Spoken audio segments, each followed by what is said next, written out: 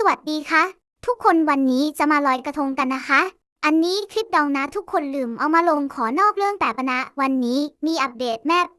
99เดี๋ยวมาสรุปให้นะคะอัปเดตมีอะไรเพิ่มเข้ามาบ้างหรือทำคลิปให้ดูบรรยากาศตอนอัปเดตนะคะทุกคนมาเข้าเรื่องเลยดีกว่าซึ่งเราตัดต้นเพื่อไว้ก่อนแล้วนะไปดูคลิปเลยก็ได้นะคะไม่รู้จะพูดอะไรเหมือนกันไป